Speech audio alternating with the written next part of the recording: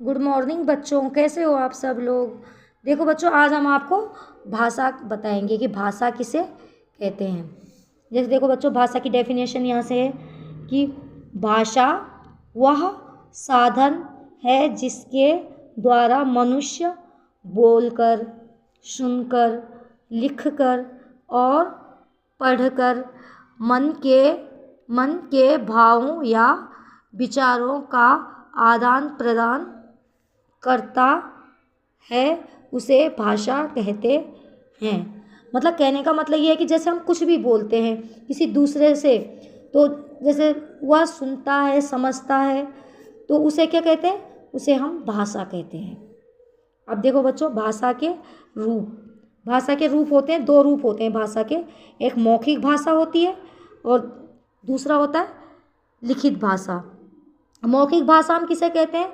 मौखिक भाषा हम उसे कहते हैं जो हम मुंह से बोलते हैं, जैसे कुछ भी, तो उसे बोलते हैं मौखिक भाषा। लिखित भाषा किसे कहते हैं?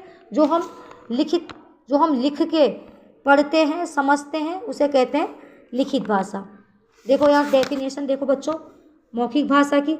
जब मनुष्य बोलकर उपस्थित लोगों के सामने अपने विचार व्यक्त करता है तथा उपस्थित लोग उसकी बात को सुनकर समझते हैं, तो उसे मौखिक भाषा कहते हैं।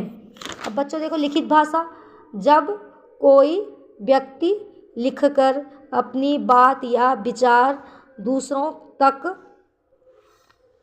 पहुंचाता है और अन्य लोग पढ़कर उसे समझते हैं, तो उसे लिखित भाषा कहते हैं।